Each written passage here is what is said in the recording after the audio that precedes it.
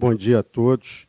É um prazer presidir essa mesa dentro do nosso segundo Congresso Internacional da Procuradoria-Geral do Estado. E eu vou, sem mais demora, porque já tivemos um pequeno atraso, pelo qual peço desculpas a todos, vou passar a palavra à doutora Ana Serra Moura, que fará sua conferência sobre arbitragem e administração pública entre Brasil e Europa. Ana Serra Moura é secretária-geral adjunta da CCI, da Corte Internacional de Arbitragem da CCI, em Paris. É secretária-geral adjunta da Corte... Isso eu já falei. Antes de assumir essa posição, ela foi conselheira e conselheira adjunta responsável pela equipe da América Latina, Península Ibérica e África lusófona da Corte. É licenciada em Direito na Universidade Católica Portuguesa, advogada portuguesa, posteriormente participou no Master in International Legal Practice, no Instituto da Empresa em Madrid, tem experiência na prática da arbitragem internacional, tendo trabalhado com Juan Fernandes Armesto, sócio fundador do Armesto e Associados, em vários procedimentos arbitrais internacionais. Enfim, a doutora Ana Serra Moura, além de ser uma simpatia, é uma espécie de símbolo desses laços de arbitragem entre o Brasil e a Europa.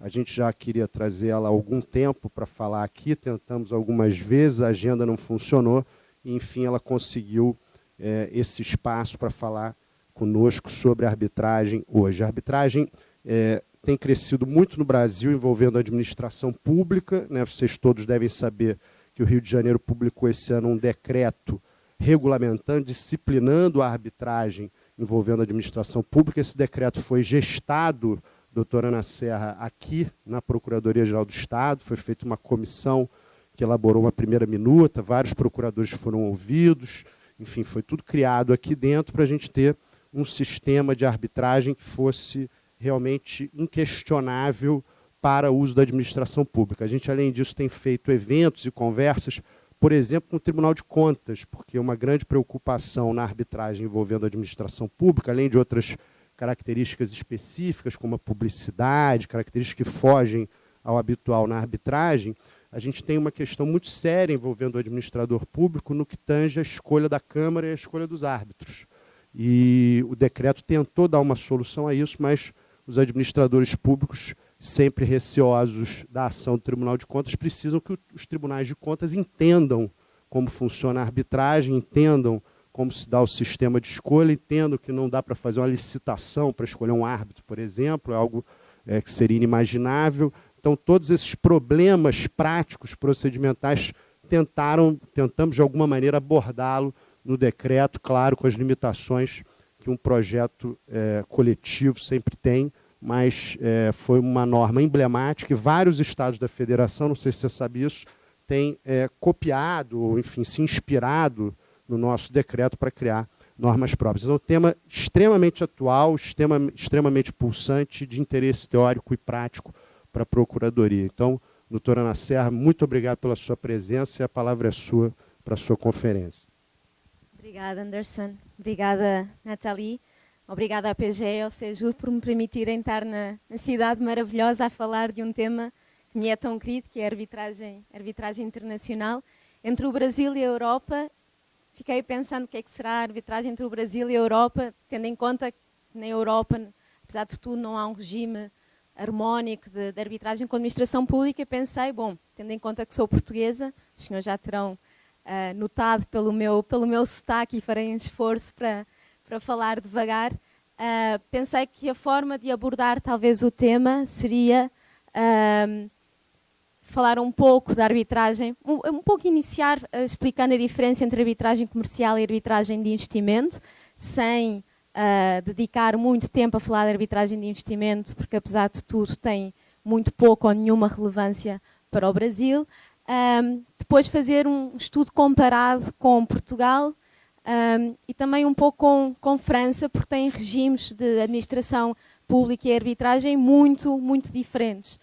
Como veremos, Portugal tem um regime muito favorável à arbitragem com a administração pública, e França, apesar de todo o seu apoio histórico à arbitragem comercial e internacional entre partes privadas, não o tem tanto quando envolvem partes públicas.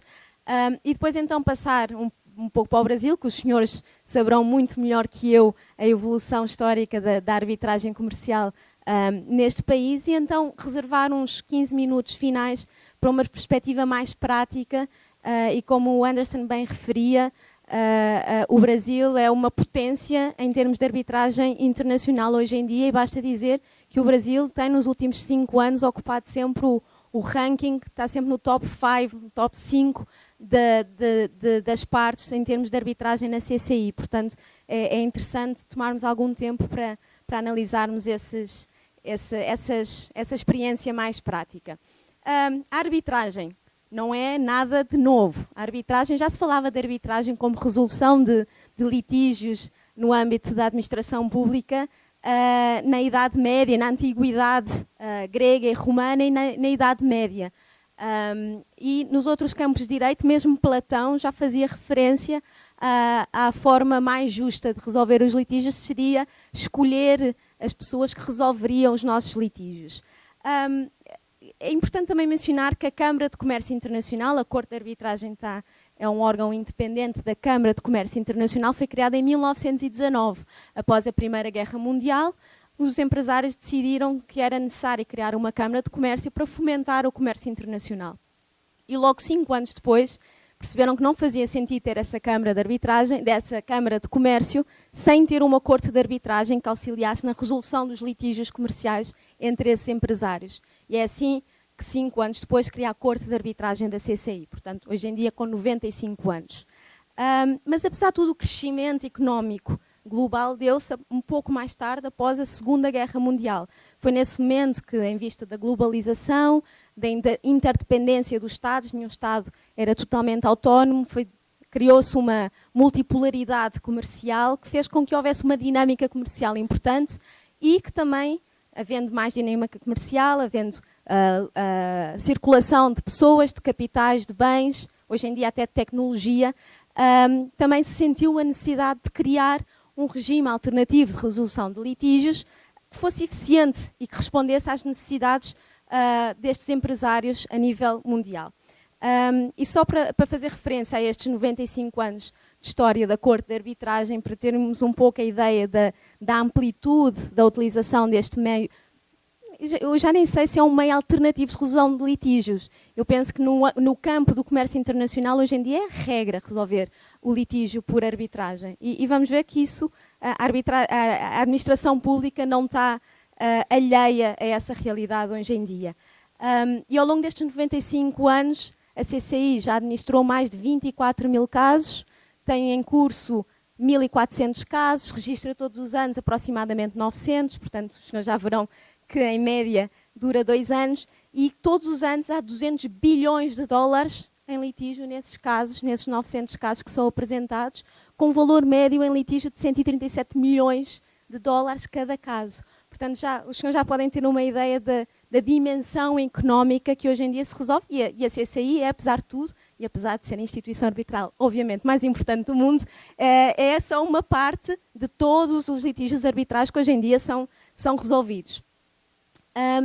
Houve 2 instrumentos muito importantes que contribuíram para o desenvolvimento e para a importância que a arbitragem tem hoje em dia, que eu não queria deixar de referir. Os senhores conhecerão muito bem a Convenção de Nova Iorque sobre o reconhecimento e execução de sentenças arbitrais, de 1958, que o Brasil só veio a ratificar bastante mais tarde, em 2002, e a Lei Modelo sobre Arbitragem Comercial, adotada pela Comissão das Nações Unidas em 85, que também fomentou que cada Estado depois adotasse as suas leis de arbitragem modernas com base nesse modelo. Relativamente à diferença entre arbitragem comercial e arbitragem de investimento, costuma-se dizer que são animais muito diferentes. E porquê que é assim?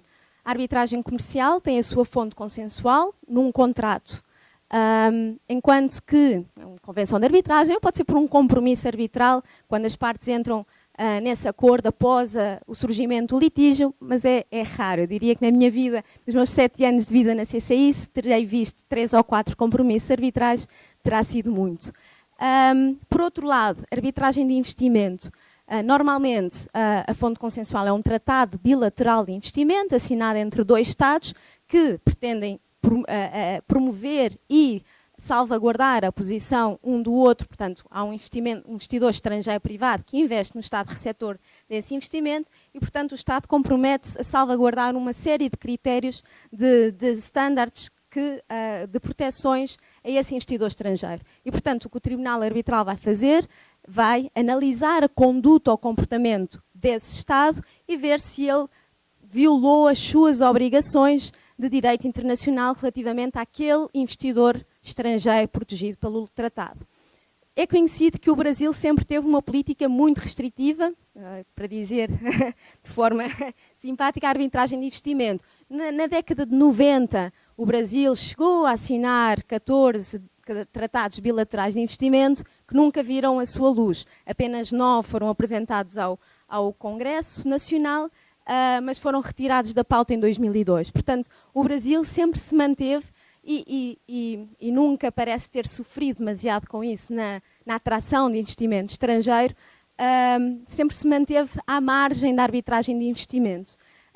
Atualmente, aliás, até há cerca de 3 anos atrás, o Brasil passou a assinar com alguns países aquilo que se chama um acordo de cooperação e facilitação de investimentos com Angola, Chile, Colômbia, Mali, México, Moçambique e Peru, mas estes acordos têm um âmbito um pouco diferente de um tratado bilateral de investimento, visam fomentar o investimento dos Estados e têm um sistema um pouco mais intergovernamental, com arbitragem Estado-Estado e não arbitragem Estado-investidor. E de uma forma muito consensual, eu diria que dificilmente veremos alguma arbitragem resultante desses acordos de promoção de proteção de investimentos. E porque o tema também é arbitragem, administração pública entre o Brasil e a Europa, é difícil não fazer referência à crise que a arbitragem de investimento hoje em dia está a sofrer na Europa. Os senhores terão ouvido falar do famoso caso Achmea. O caso Achmea é um caso de um tratado bilateral de investimento entre 2 Estados comunitários e o Tribunal de Justiça da União Europeia veio recentemente este ano dizer que a Convenção de Arbitragem incluída no tratado não é conforme ao direito europeu, com consequências bastante negativas para a arbitragem de investimento, e não vou desenvolver quais são as razões para as quais o Tribunal de Justiça da União Europeia ter chegado a essa conclusão, mas a mais importante é que concluiu que o Tribunal de Investimento não se encontra alicerçado no sistema judiciário da Comunidade Europeia, da União Europeia, e, portanto, não tem a capacidade de fazer uma interpretação harmónica do direito europeu. E isto criou uma crise grande de arbitragem de investimento na União Europeia. Os Estados não sabem se, por terem ratificado esses tratados bilaterais de investimento, violaram normas de direito europeu e, portanto, hoje em dia há um grupo, que é o grupo 3 da UNCITRAL, que está a fazer uma revisão de fundo da arbitragem de investimento na Europa. Passando ou voltando à arbitragem comercial, e como dizia, eu vou fazer um pouco uma comparação entre Portugal, França e Brasil, França se houver tempo.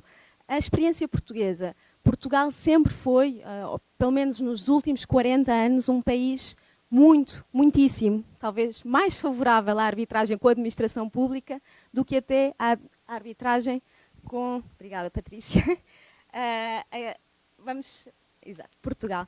Do que até, se calhar, a arbitragem entre partes privadas. Desde cedo, e voltando a 1948, já havia um Código de Expropriações que fazia referência à regra que o valor das expropriações deveria ser resolvido por arbitragem, apesar de também prever um recurso judicial da decisão do Tribunal Arbitral, mas pelo menos a possibilidade de um Tribunal Arbitral decidir o valor das expropriações já estava previsto.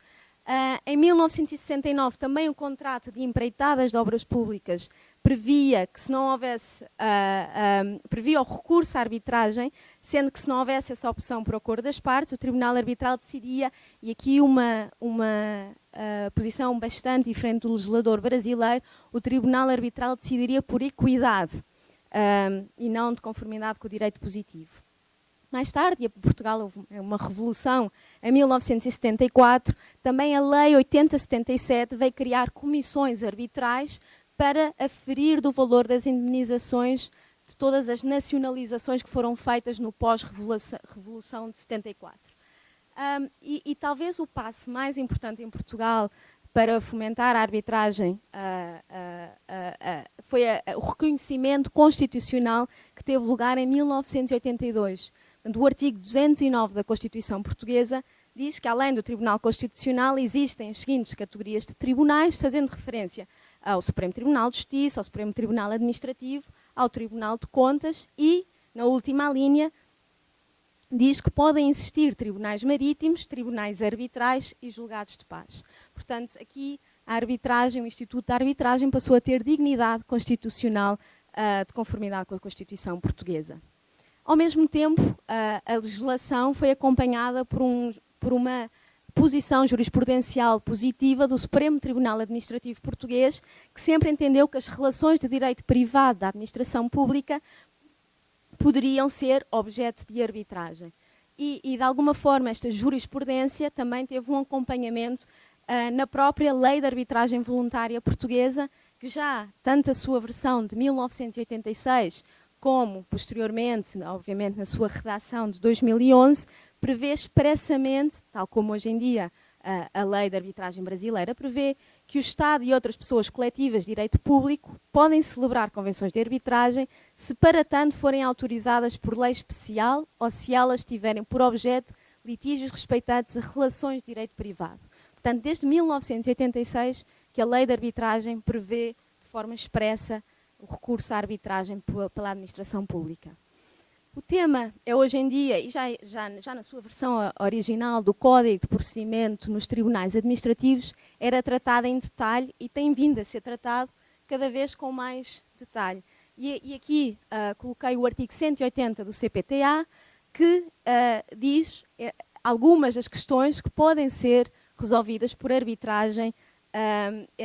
E é interessante notar que, por exemplo, de conformidade com a linha C, as questões respeitantes à validade de atos administrativos podem ser resolvidas por arbitragem, salvo determinação legal em contrário. Portanto, mais uma vez, o Código de Procedimento dos Tribunais Administrativos faz um tratamento muitíssimo favorável do Instituto da Arbitragem na seara da administração, inclusivamente reconhecendo que demandas respeitantes a relações jurídicas de emprego público podem ser resolvidas por arbitragem se não resultarem de acidente de trabalho ou de doença profissional. Aqui, com a revisão do Código de Procedimento dos Tribunais Administrativos em 2015, quase que se acabou com a primacia dos tribunais administrativos em relação aos tribunais arbitrais. E importa também mencionar que o próprio CPTA, no seu artigo 182, indica, e é interessante ler, o interessado que pretenda recorrer à arbitragem no âmbito dos litígios previstos no artigo 180 pode exigir da administração a celebração de compromisso arbitral nos termos da lei. Pode exigir, ou seja, há uma corrente da doutrina que diz que o interessado, o particular, pode exigir e que a administração pública não teria o direito de recusar, decidir por arbitragem. No entanto, há outra corrente da doutrina, nomeadamente o professor Fausto Quadros, que diz que não, que o que a administração pública tem sempre o poder discricionário de decidir por arbitragem ou não, desde que fundamente tal decisão. No seu artigo 185, o próprio CPTA continua a excluir do alcance das arbitragens, e talvez seja a única exclusão expressa, a competência para apreciar pleitos de responsabilidade civil relacionados com o exercício da função política, legislativa ou jurisdicional. Relativamente ainda ao CPTA, também diz que, e aqui um pouco diferente, finalmente parece que se afastou da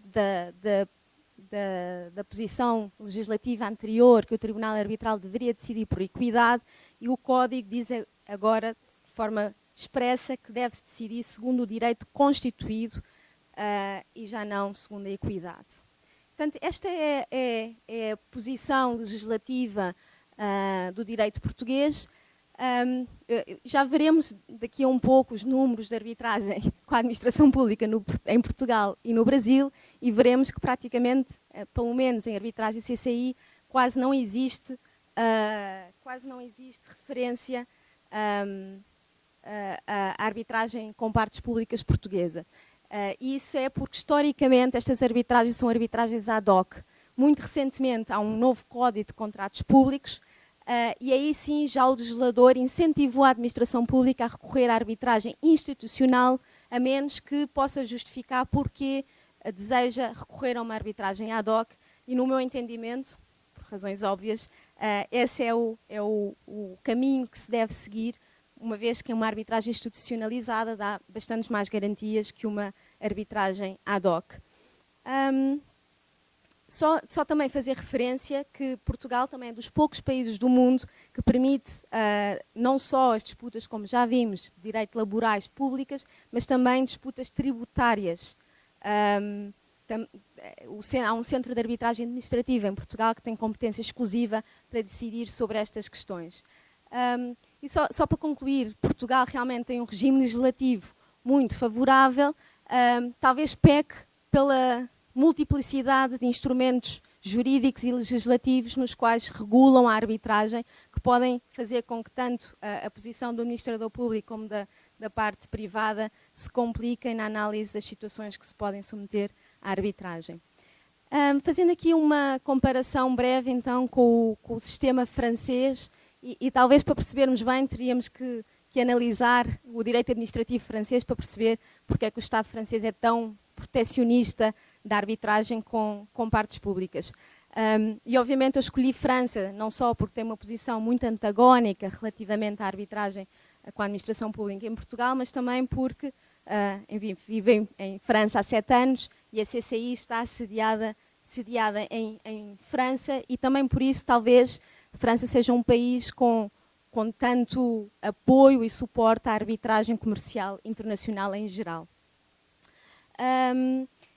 Por outro lado, relativamente à administração pública, a França sempre entendeu que as matérias de direito público são regidas, por definição, por normas de ordem pública e que, portanto, não são compatíveis com a liberdade contratual e a livre disposição. Já no Código de Processo Civil francês, 1806, se dizia que as causas que são transmissíveis ao Ministério Público não eram suscetíveis de arbitragem, sendo que as causas dos litígios administrativos eram sempre transmitidos ao Ministério Público e, em consequência, entendia-se que não eram objeto de arbitragem. Há uma decisão muito famosa do Conselho de Estado francês de 1986 sobre a instalação do parque da Disney perto de Paris. E nessa decisão do Conselho de Estado, o Conselho de Estado foi bastante estrito a dizer que as pessoas públicas não podem se subtrair às regras que determinam a competência das jurisdições nacionais, remetendo a decisão a um tribunal arbitral da qual são partes, e que essa cláusula de arbitragem está viciada de nulidade por ser contra a ordem pública. Foi uma interpretação estrita e dura, e de alguma forma esta posição do Conselho de Estado tem-se vindo a manter quando estão em causa mais direitos ou interesses domésticos até do que interesses internacionais. A proibição de que entidades públicas se submetam à arbitragem está também prevista no artigo 2059 e 2060 do Código Civil francês, tendo apenas algumas exceções previstas no 2062, que diz que as entidades de caráter industrial ou comercial poderão ser autorizadas por decreto a firmar compromissos arbitrais. No entanto, essa autorização só foi outorgada apenas a 3 entidades públicas francesas, sendo uma a Sociedade Nacional de Caminhos de Ferro, os Correios e o Réseau Ferroviário de França, a Rede Ferroviária de França. Portanto, tem muito pouco impacto na vida da administração pública estas exceções. Porquê é que é assim?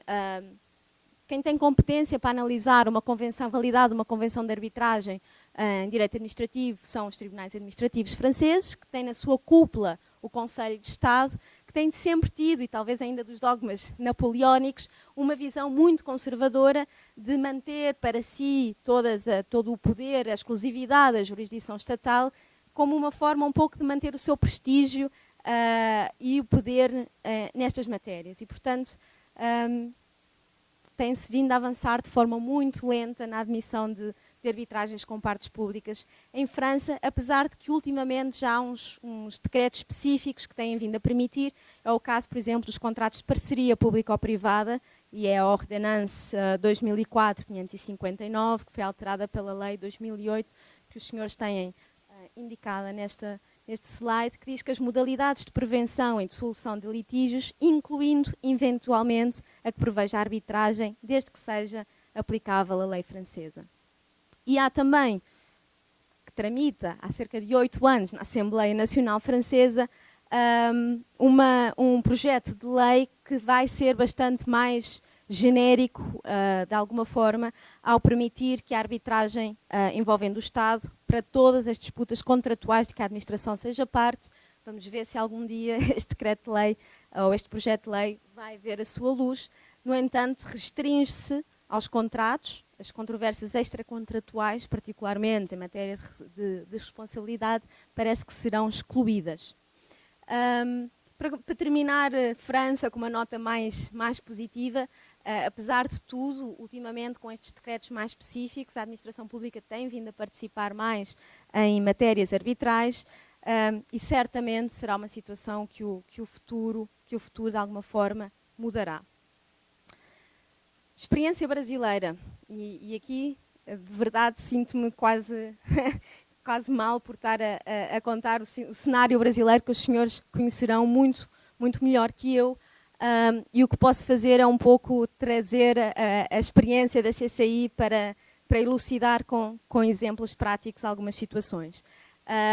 Sabemos todos que a arbitragem do Brasil teve uma nuvem bastante negra até a aprovação da lei em 1996, que também, mesmo depois de 1996 e até 2001, com a constitucionalidade da lei, demorou, de alguma forma, a implementar-se e a arrancar na sua potência.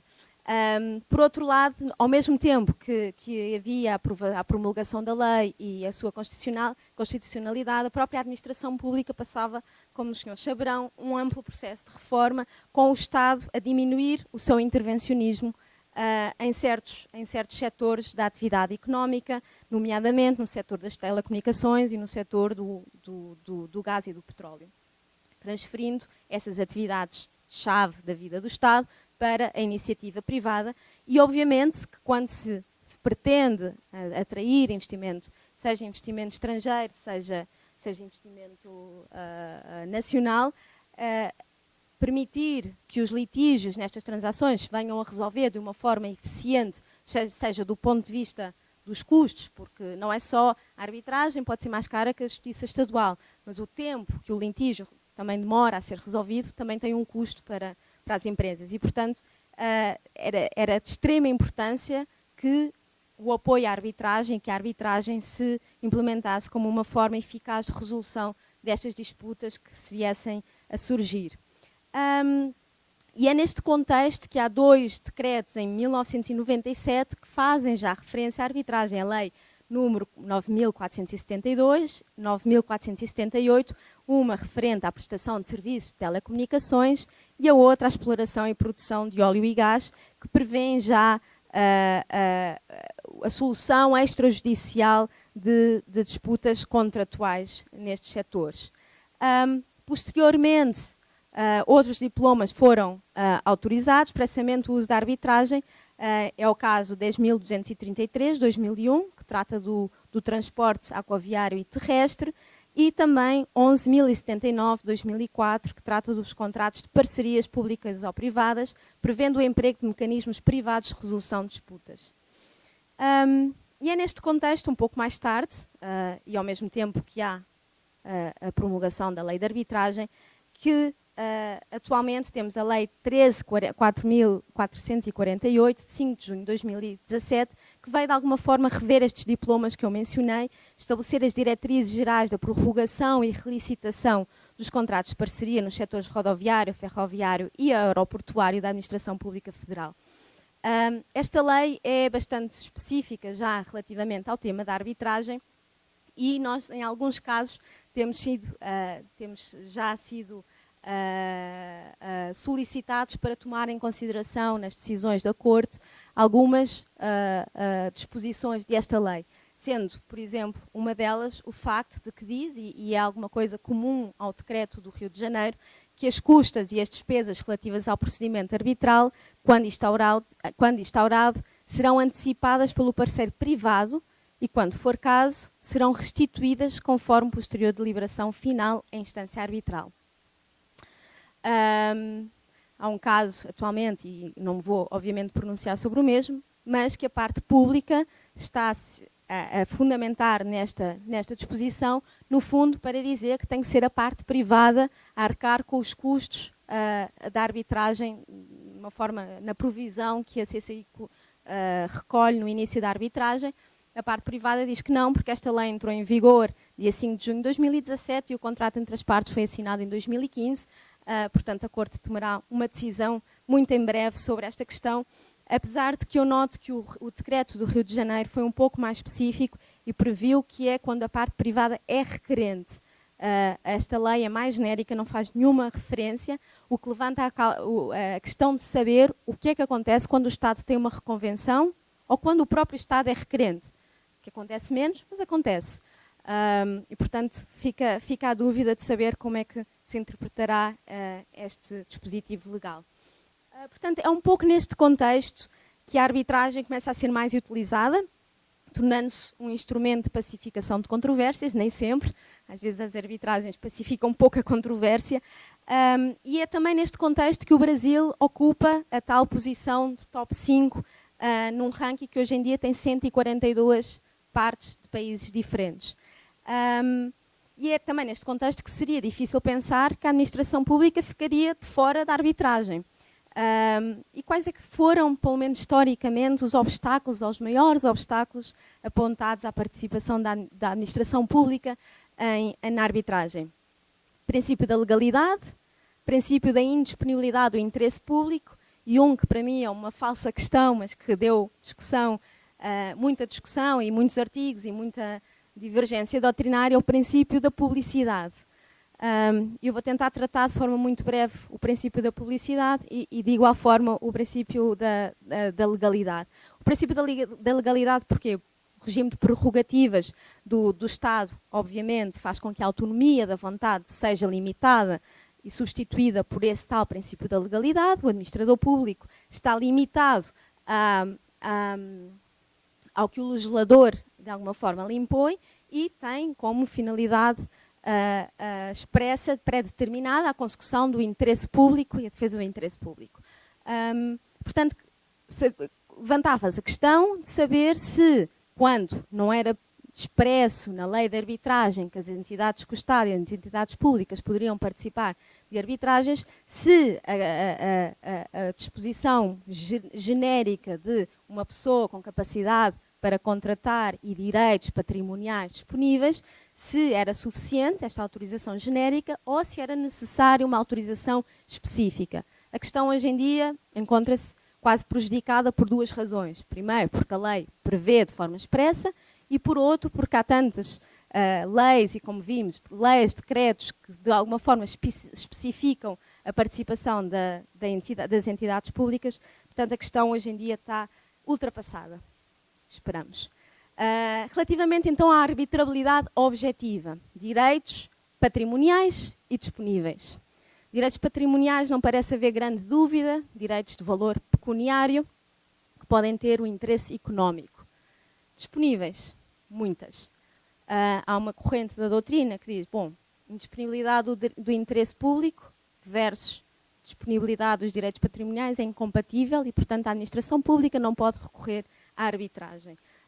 E esta é a posição do Celso António Bandeira de Mel, Lúcia Val Figueiredo, Ricardo Marcondes Martins e parece, e o Anderson saberá muito melhor que eu, que o Tribunal de Contas também tem, por vezes, criado, e é por isso que é também tão importante essa formação e essas ações de chamada de atenção com os próprios órgãos de controle, que são quem podem inviabilizar o recurso à arbitragem, muitas vezes numa fase quase final da mesma.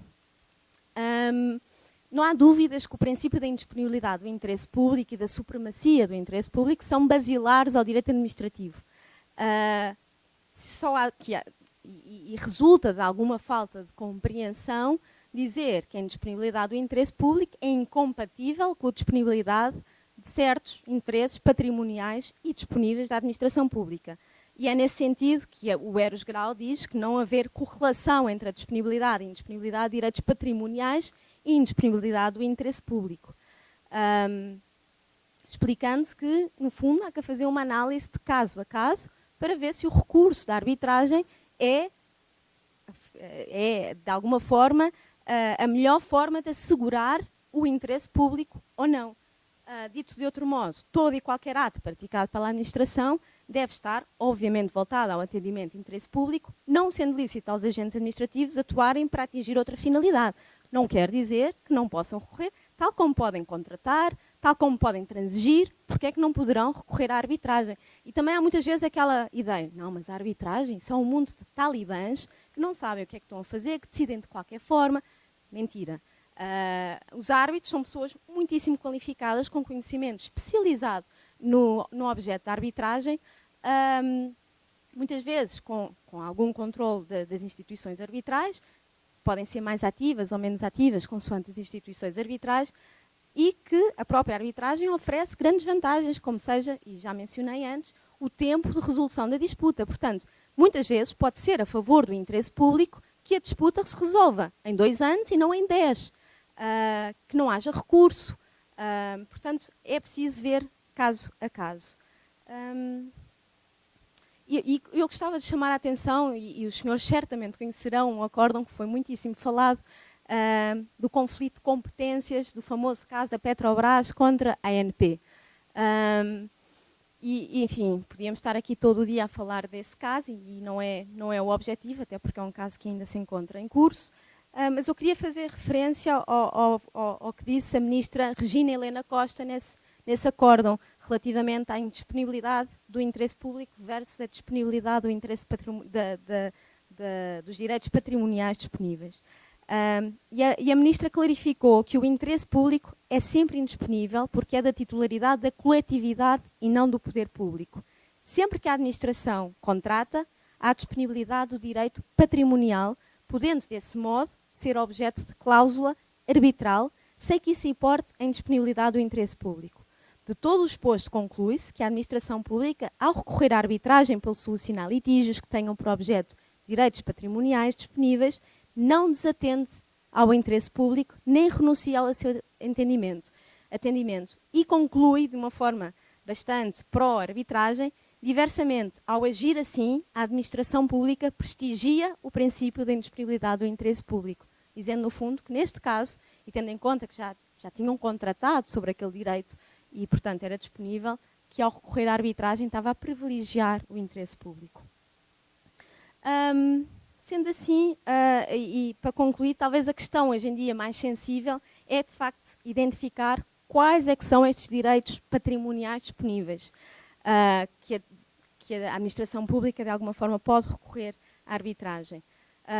Parece ser hoje em dia claro que o inadimplemento de obrigações contratuais, manutenção do equilíbrio económico ou financeiro do contrato, efeitos patrimoniais do exercício dos poderes de que dispõe a administração pública no âmbito da relação contratual ou da extinção do vínculo podem ser solucionados por via arbitral.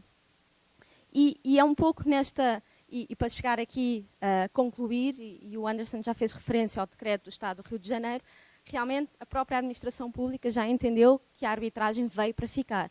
Com todas as rodadas de licitação que se estão a fazer atualmente no Brasil, dificilmente se assinará um contrato de concessão sem cláusula arbitral, e é muito importante que as procuradorias tenham dado conta disso, e dou os parabéns, congratulo a Procuradoria do Rio de Janeiro por ter sido a primeira que percebeu que realmente era importante criar diretrizes. Para mim não é tanto hoje em dia a questão de saber se a arbitragem e a administração pública convivem. Elas convivem. O que é preciso é compatibilizar a arbitragem e adaptar às necessidades da administração pública e ao interesse público que está ali em questão. É portanto, e nessa linha que é tão importante diplomas como o que emitiu o Estado do Rio de Janeiro, sendo bastante específico naquilo que pretende da arbitragem. E agora, por fim, passo então só um pouco a onde é que estamos no Brasil, em termos de arbitragem administrada pela Corte de Arbitragem da CCI, e aqui eu já mencionei. Para os senhores verem, houve um incremento bastante impressionante em termos de casos envolvendo a administração pública. Em 2008 tínhamos 71 casos, em 2017 temos 125. Hoje em dia representa aproximadamente 16% da arbitragem como um todo. Agora não estou a falar do Brasil, como um todo, 16% são casos envolvendo a administração pública. Temos alguns casos de arbitragem de investimento, mas são muito pouco relevantes em termos de todos os casos que administramos. Temos administrado 30 casos no total da história da CCI. Portanto, a maior parte destes casos são casos comerciais envolvendo a administração pública. Aqui, porque também se mencionava a Europa, os senhores podem ver a importância da América Latina, azul claro, e da Europa junto o cor-de-rosa, o vermelho e o verde. Portanto, são realmente as regiões do mundo que mais utilizam a arbitragem com a administração pública, sendo que aqui podemos ver que França, apesar do seu regime desfavorável à arbitragem, é o país da Europa que tem mais arbitragens CCI, e eu acredito que seja porque os outros países têm arbitragens ad hoc, e França, uma vez que a CCI está em França, acaba por recorrer mais à arbitragem CCI. Os senhores aqui não poderão ver, mas se depois circularmos a apresentação, que é muito pouco relevante, na verdade, a administração pública na Europa em termos de arbitragem CCI, sendo que a Roménia tem muitos casos, a França tem os casos que vimos há pouco, mas de resto é pouco relevante. Aqui é o número de partes brasileiras em geral, partes privadas e partes públicas, mas podemos ver a relevância que tem vindo a ocupar, especialmente a partir de 2013, 2014, no panorama global. E aqui sim, então, os casos constados em entidades públicas no Brasil, vemos que até 2012 era praticamente inexistente, e a partir de 2013 tem vindo a crescer, sendo que este ano já ultrapassámos provavelmente em mais do dobro o número de partes que temos a ver aqui neste slide, porque as estatísticas mais atualizadas são de 2017. Aqui só queria dar um pouco a ideia, em 2017, em termos da região da América Latina, mais uma vez o Brasil é o país que mais utiliza, Venezuela, os senhores saberão provavelmente qual é a entidade que mais aparece em arbitragens com partes públicas. Aqui, os senhores não sei se saberão, mas há um ano atrás a Corte de Arbitragem abriu um escritório da Corte em São Paulo e parecia-me interessante só fazermos um pouco o panorama do que passou neste último ano. Neste último ano registámos 38 casos com 121 partes e é interessante saber que dessas 121, 12 arbitragens envolvem já 16 partes estatais. Por isso já vimos que ali tínhamos 13 em 2018 e há outros casos que estão talvez nas nossas equipes noutras regiões que têm partes públicas brasileiras. Portanto, é um incremento realmente impressionante. Arbitragem de emergência envolvendo a administração pública. É um caso interessante e que os senhores têm que estar preparados, especialmente na Procuradoria. Nós temos um relatório sobre arbitragens com Estados e entidades públicas que se recomenda às entidades públicas a fazerem o que se chamam opt-out das disposições de árbitro de emergência. O árbitro de emergência é um árbitro que tem competência para otorgar medidas cautelares pré-constituição do Tribunal Arbitral. São medidas cautelares, são urgentes e, portanto, o árbitro será nomeado pela Corte em 48 horas e tem 15 dias para emitir a sua ordem. O que é que acontece? Pode ser difícil para uma Procuradoria reagir em tempo útil e o que aconteceu foi, e sempre acontece, nós nunca recebemos estas solicitações numa segunda-feira, recebemos sempre numa sexta, 31 de dezembro, ou 24 de dezembro, e já aconteceu, não é piada, 24 de dezembro no Brasil, portanto, inclusivamente para encontrar um árbitro é difícil. E nesse caso, nós de alguma forma fomos sensíveis ao facto de termos visto que do outro lado, da parte requerida, estava a administração pública direta, nem sequer era indireta. Portanto, quando recebemos na sexta-feira à noite, se fosse uma entidade privada, teríamos enviado a solicitação na sexta-feira à noite. Neste caso, sendo também compreensíveis com o facto de estar a administração pública do outro lado, esperámos até segunda-feira para notificar. E devo dizer que a administração pública participou de forma muito ativa e muitíssimo profissional no procedimento de árbitro de emergência, mas pode realmente ser um desafio. Portanto, eventualmente, considerar se se quer, especialmente no Brasil, que eu entendo que medidas cautelares são relativamente fáceis e eficientes de obter no Poder Judiciário, se merece a pena deixar que se nomeie um árbitro de emergência num caso com a administração pública, ou se preferem, no próprio Convenção de Arbitragem, excluir. Que menos interessante, eu até vou passar esta, talvez não tenha tanto interessante, confidencialidade, e é aqui que é importante. Os senhores saberão, a lei da arbitragem brasileira diz que há um dever de publicidade nas arbitragens com entidades públicas e Estados. E há toda uma discussão de quem é que tem a obrigação de dar essa publicidade. Nós recebemos os telefonemas, e a Patrícia já estava-me a contar esta manhã, os telefonemas mais incríveis mesmo de órgãos da administração pública, a saber se nada mais recebermos um requerimento de arbitragem, podemos enviar cópia. No entanto, na prática não é um verdadeiro problema. E porquê? Todos temos a ideia que a arbitragem é confidencial. Não é por natureza. Não sei se na lei da arbitragem brasileira diz que sim, mas acredito que não.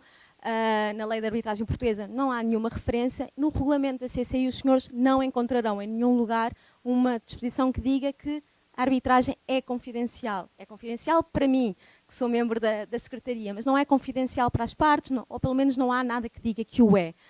Muitas vezes o que se faz é pedir ao Tribunal, ou às próprias partes na Convenção de Arbitragem, chegam ao acordo que a arbitragem deve ser confidencial. Mas se não houver esse acordo, não o é. Portanto, que haja um dever de publicidade não é contrário à natureza da arbitragem. Esse talvez é o primeiro mal-entendido que se vê. Como é que a CCI tem gerido este dever de publicidade? Eu recordo-me, logo após a entrada em vigor da lei de arbitragem, ainda estava na equipe latino-americana, recebemos um caso com o Brasil e a requerente dizia que havia um dever de publicidade. Muito bem, pedimos comentários à parte requerida, à parte pública, que nos diz, sim senhora, há obrigação de publicidade. Então a CCI perguntou como é que vamos implementar esta obrigação de publicidade. E oferecemos publicar no nosso website toda a informação sobre aquele caso. As duas partes disseram que não é essa a intenção, que não querem que se publique em website nenhum, portanto há publicidade, mas não tanta. E disseram, bom, o que devemos fazer é a CCI que deixe na recepção da CCI, ou seja, em Paris, o expediente para, se algum interessado aparecer, poder consultar. Enfim, pouco provável que alguém vá até Paris para consultar um expediente arbitral na recepção da CCI, coisa que nunca aconteceu, e enfim, o caso acabou por ser retirado por acordo das partes, mas desde então o que temos vindo a ver é realmente na ata de admissão, que é o primeiro documento que as partes assinam com o Tribunal Arbitral, que estabelece a admissão do Tribunal Arbitral, algumas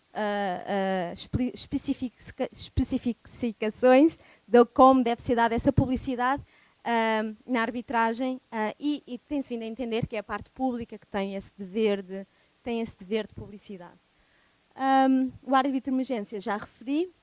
A micoscúria também é interessante, e voltando ao caso da Petrobras contra a ANP, era uma das razões que se dizia que não deveria ser arbitrável aquele litígio, e resulta da unificação de campos de petróleo através de uma resolução da ANP, é que tinha um impacto financeiro no Estado do Espírito Santo, e penso que há outro no Estado do Rio de Janeiro. E, portanto, que o Estado do Rio de Janeiro ou o Estado do Espírito Santo não poderia participar naquela arbitragem e, portanto, não poderia defender o seu interesse. E a própria ministra, no seu voto, diz, não, há uma figura, e é a figura do amicus curiae, que pode permitir muito bem o Estado do Espírito Santo participar na arbitragem. Enfim, verá, em algum momento, certamente virá a público se o Tribunal Arbitral depois acabou por admitir ou não a participação do Estado do Espírito Santo nessa arbitragem, mas não há nada, mais uma vez, no regulamento de arbitragem da CCI que proíba a participação de terceiros interessados no procedimento, desde que o Tribunal Arbitral permita essa intervenção. Número de árbitros. O regulamento da CCI diz que se as partes não chegarem a acordo, e eu penso que o decreto do Rio de Janeiro diz que são 3 árbitros, determina o número de árbitros, certo? Mas se não for assim, se disser 1 ou 3, normalmente quando a Corte toma a decisão, um dos critérios que a Corte considera é a participação de interesse público na arbitragem para decidir a favor de submeter aquele litígio a 3 membros. Devo dizer que ultimamente já há entidades públicas que pedem que se nomeie apenas um árbitro por questões financeiras, porque porque é claramente bastante mais económico ter 3 árbitros. Portanto, esta prática tem vindo a evoluir também de acordo com o próprio interesse público manifestado pelas partes. E salto aqui diretamente para uma questão, e a última talvez que tenha tempo de tratar, que é fundamentação das decisões da Corte. E sempre foi uma questão muito polémica na prática arbitral e muito criticada pelos Estados e entidades públicas, pela administração pública, porque a CCI e os senhores impugnavam um árbitro e recebiam uma carta da CCI de 2 parágrafos, talvez nem isso, 2, 1, em que dizia a Corte, na sua sessão de tal data, decidiu rejeitar a impugnação apresentada pela parte requerida contra o árbitro X. Não havia nenhuma fundamentação, não se sabia porque é que a Corte tinha chegado àquela conclusão e, portanto, isso era uma crítica e o tal relatório sobre arbitragens com partes públicas vem sugerir que a administração pública, nas convenções de arbitragem, chegasse a um acordo, porque havia um artigo no regulamento que dizia que a CCI não fundamentaria, chegasse a um acordo sobre quais são, no fundo, para que a Corte comunicasse a fundamentação das suas decisões. Depois disso, claro, e mais uma vez sempre na equipe da América Latina, que tem os casos mais complexos, houve um caso na Argentina e posteriormente um caso no Brasil, envolvendo uma Procuradoria do Estado, em que há 2 impugnações e que as partes dizem, eu sou parte pública, o relatório diz que nós podemos pedir, e eu peço e a outra parte aceitou.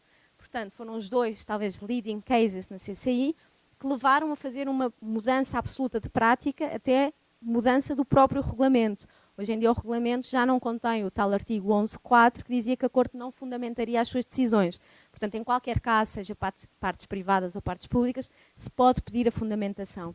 E eu achei interessante, até porque o caso, entretanto, já as partes chegaram a um acordo, o Ministério Público questionou o acordo, obviamente, mas para os senhores saberem um pouco como é que a Corte fundamentou e o que é que estava em questão nesta impugnação de um árbitro brasileiro, num caso que envolvia a Procuradoria.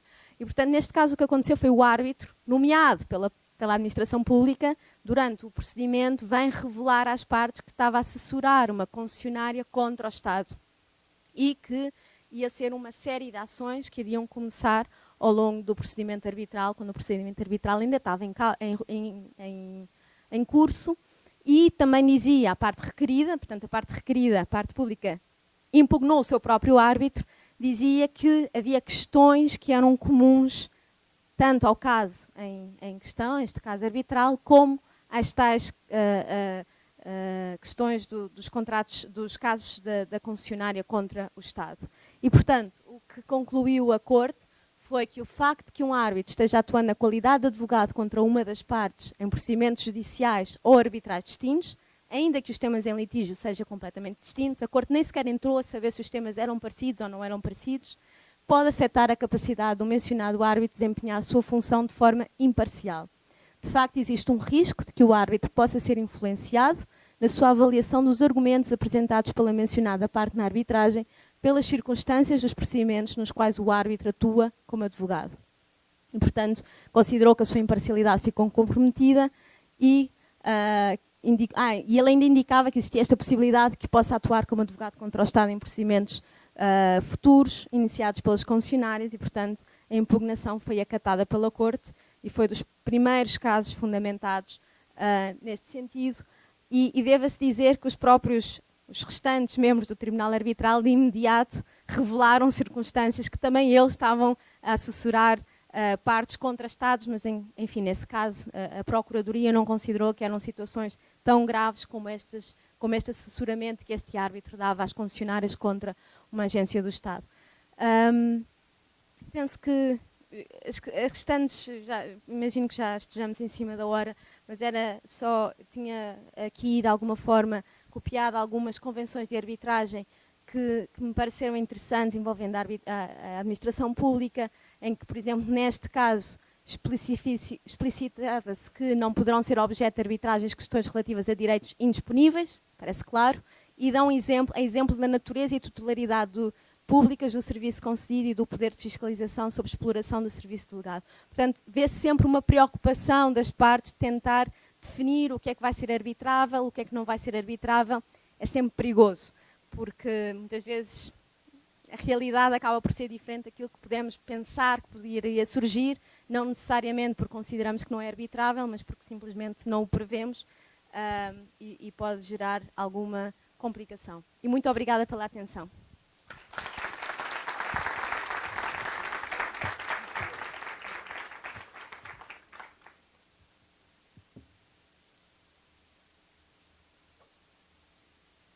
Agradeço a doutora Ana Serra pela instigante conferência.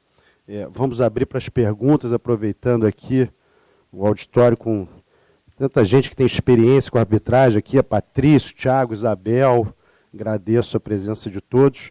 Queria só fazer uma observação e um aviso antes. A observação é que está aqui o professor Diego Corap, que nos honra com a sua presença, e sempre diz que o método comparativo nos ajuda a refletir sobre o nosso próprio direito, né?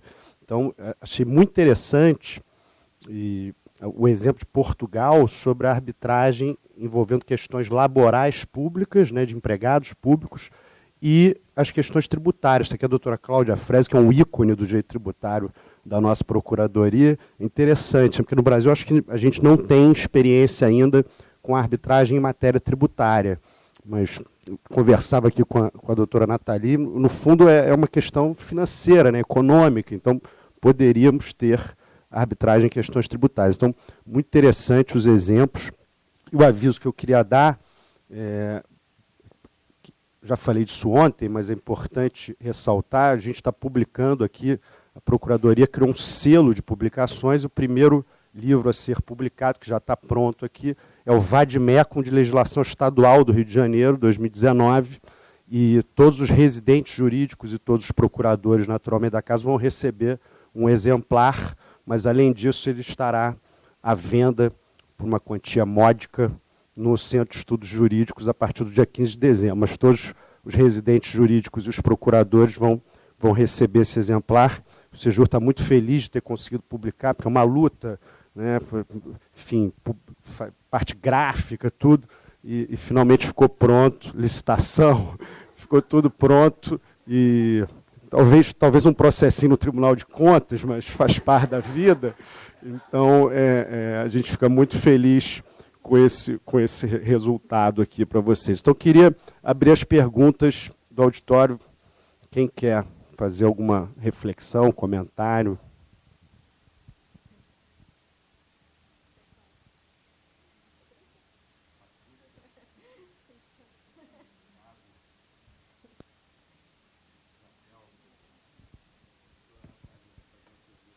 Não, na verdade, não, imagina. Era mais um comentário sobre essa questão da publicidade na arbitragem, porque eu sou presidente da Comissão de Acesso à Informação aqui da Procuradoria. E eu já tive pedidos de acesso à informação relativos a arbitragens que o Estado participa. É bem interessante essa questão da publicidade, enfim, de fato não havia sigilo no caso que foi solicitado, né? E eu acho que isso virou um pouco teve essa aura, né? Esse impasse em relação à arbitragem que realmente não tem fundamento na maior parte das vezes, né? Não teria essa... De fato, né?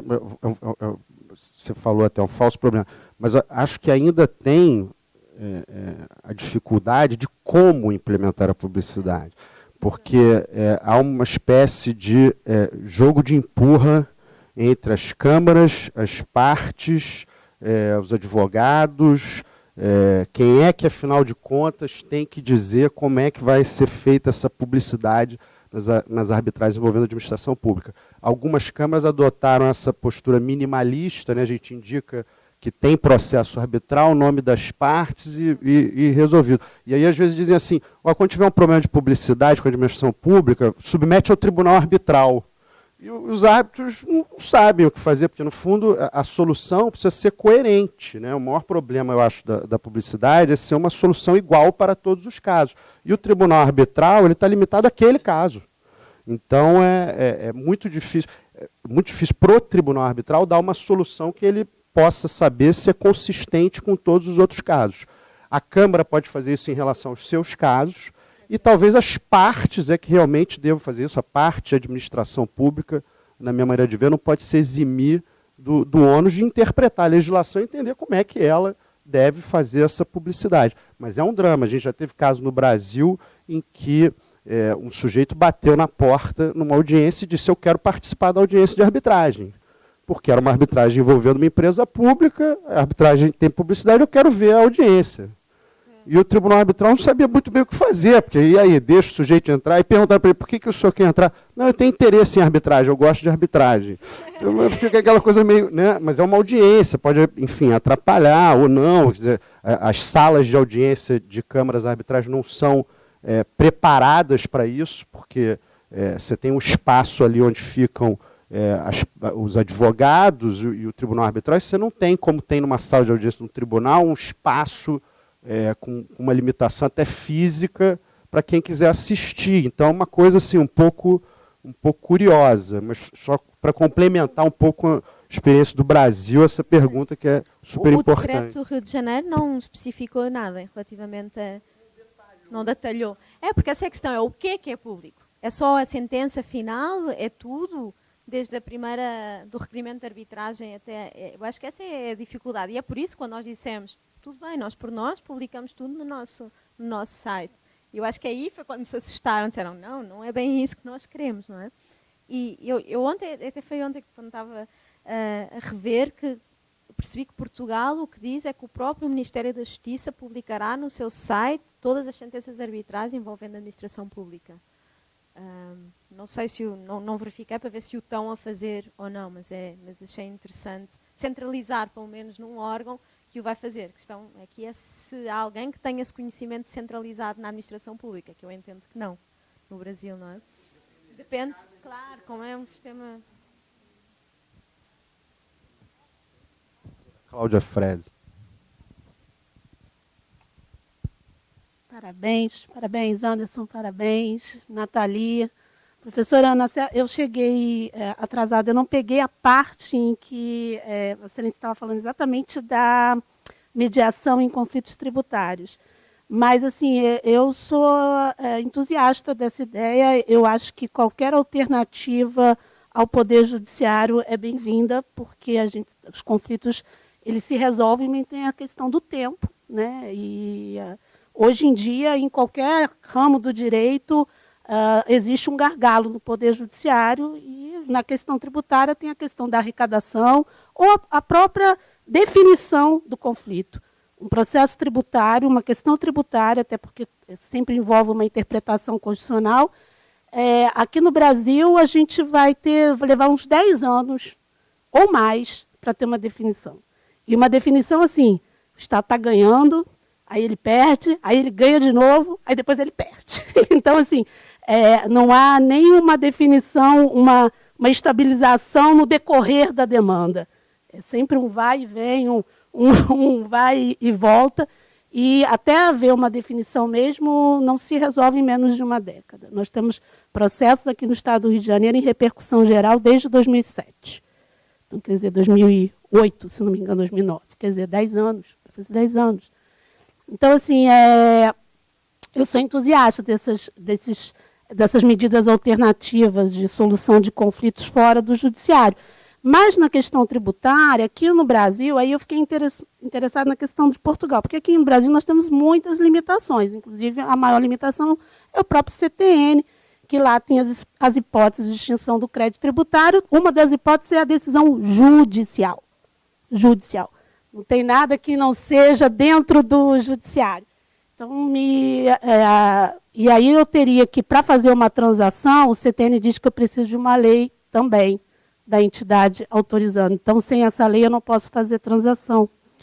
E não existe uma lei geral de transação, nem a nível federal. A PGFN mandou um projeto há uns 5, 6 anos atrás, até hoje está engavetado no Congresso Nacional.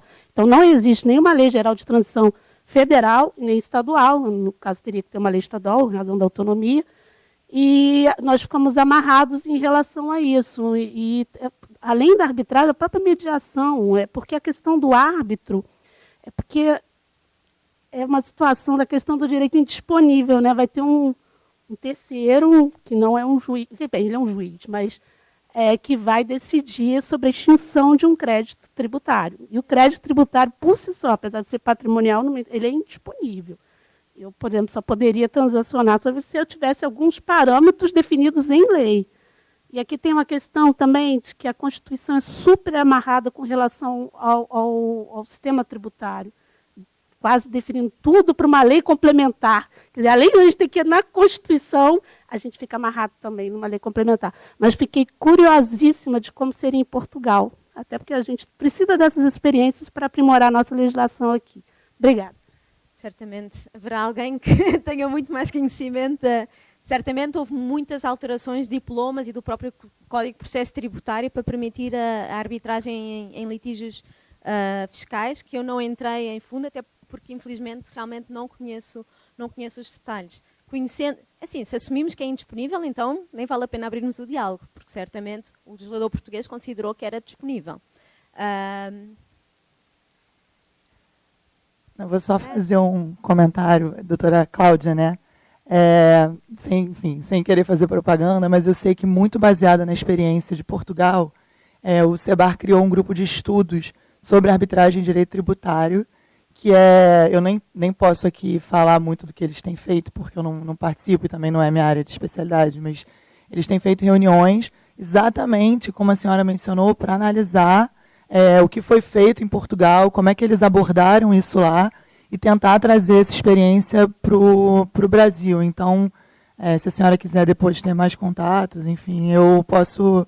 Tem até a pessoa que coordena o grupo, é a doutora Priscila, acho que é Priscila Faricelli.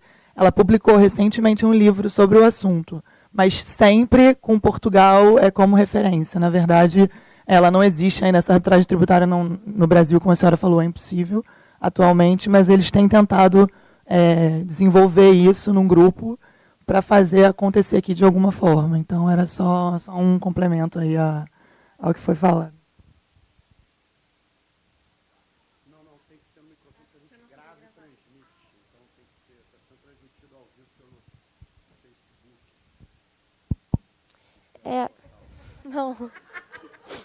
Não, tudo bem. Não, tudo bem. Eu gostaria de... Não ficou uma questão muito clara sobre a publicidade ser um falso problema na administração.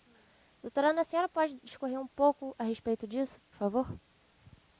Não é que seja um falso problema para a administração, é um problema para a administração e é verdade que de alguma forma a arbitragem pecou durante muito tempo por ser considerado por muitos um mundo muito fechado e obscuro. De alguma forma ninguém conhecia quem são os árbitros. Ninguém sabe, só quem está a atuar em arbitragem sabe. E, portanto, houve muitas medidas ultimamente tomadas pelas instituições arbitrais, a CCI é uma delas hoje em dia. Se consultar, por exemplo, o website da CCI, vai ver que árbitros atuaram em que casos. Que outras medidas de transparência é que tomamos? Estamos a considerar publicar as próprias sentenças arbitrais. Enfim, infelizmente há uma nova regulação de proteção de dados pessoais na Europa que está a dificultar. Mas exatamente para dar mais informação ao que se passa no mundo arbitral, para saber quem atua. Estamos a pensar também em informar não só quem são os árbitros, mas quem são os advogados. Portanto, isto para explicar um bocadinho o que eu entendo que possa ter havido um entendimento que a arbitragem é algo confidencial, que não dá acesso ao público ao que se passa. O que eu quero dizer é que não é assim. Não há uma obrigação legal que o procedimento arbitral seja confidencial. Não há no regulamento da CCI e não há na grande maioria, não vou dizer que não há nenhuma, porque certamente haverá, mas não há na grande maioria uma disposição legal nas leis de arbitragem que diga que a arbitragem é confidencial por natureza. A Patrícia diz que sim, que há. Não há. Exatamente, há certamente, mas eu falo do ponto de vista da CCI, não há essa obrigação legal no regulamento. Há por exceção, ou seja, se as partes chegarem a um acordo que é confidencial. E, portanto, dar publicidade não é incompatível com uma arbitragem CCI. Então é nesse sentido que é um falso problema no contexto que eu conheço melhor, que é o contexto de uma arbitragem CCI. O falso problema era assim, não pode ter arbitragem com a administração. Por que a arbitragem é sigilosa? Isso que na verdade, não é. Algumas câmaras brasileiras prevêem como regra que ela será confidencial, mas as partes podem, na maior parte dos casos, derrogar essa previsão, e muitas câmaras não prevêem isso. Então, professor Diego Corap.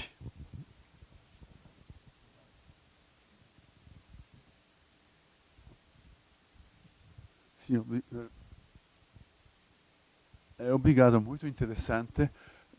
Sobre o problema da publicidade, a minha impressão é que o problema da publicidade nessa área de arbitragem com ente público é nem tanto o problema de como está. É um problema da publicidade da procedura arbitral mesma. Mas outro problema que tem que ser enfrentado é a publicidade da sentença arbitral. Porque se é uma sentença com ente público, é um precedente que o ente público tem que conhecer. Não pode ser uma decisão em um caso de um contrato branca e um contrato do mesmo tipo, com outros árbitros, decisão negra. Tem que fazer preta, perdão, uma publicidade das decisões que, nesse caso, é muito mais importante que em outros casos de arbitragem. Porque arbitragem comerciais são contratos diferentes e uma diferença entre soluções pode ser permitida, não é. Mas se o Estado é parceiro em uma série de contratos, eu acho que seja muito importante ter publicidade, publicações, é isso um problema. Obrigada. Eu acho que a questão hoje em dia, e vai haver novidades na CCI muito em breve, porque estamos a aprovar a nova versão da nota, é dar essa publicidade, por regra, a qualquer sentença arbitral. Esse vai ser o caminho. Como dizia, há o problema da proteção de dados pessoais, porque há muitos nomes de muitas pessoas numa sentença arbitral, que é preciso acautelar, mas eu acho que vai ser o caminho em geral, porque é preciso dar essa... Porque esse problema é verdade, quando há o interesse público, é mais grave que haja divergências de decisões. Mas em geral, e nós sabemos que há, não é? Que há... e, portanto, o que nós temos previsto neste momento é... Vamos ver como é que é aprovado, mas é o que temos previsto, a sentença é notificada, nesse momento a CCI informa que se não houver objeção das partes, e depois vai-se ter que pensar como é que é com a administração pública, porque aí provavelmente o privado não pode objetar. Mas se não houver objeção, a sentença será publicada passado 2 anos. Portanto, há um prazo grande, de alguma forma, para a publicação. Se a parte objetar, pode objetar à publicação, em geral, nós não podemos publicar quando há uma objeção, ou pode redigir, não sei como é que se diz em português do Brasil, mas no fundo eliminar a informação que considera confidencial ou sensível. E essa será a versão que nós, tal como acontece no ICSID, há casos em que a informação é filtrada de alguma forma. Portanto, eu acho que sim, eu estou de acordo que é importante, especialmente quando há interesse público, mas eu acho que é importante em geral cada vez haver mais transparência e saber o que é que os tribunais estão a decidir com base nos contratos e nos factos. Obviamente é arbitragem comercial, cada caso é um caso, os factos são diferentes, mas é importante.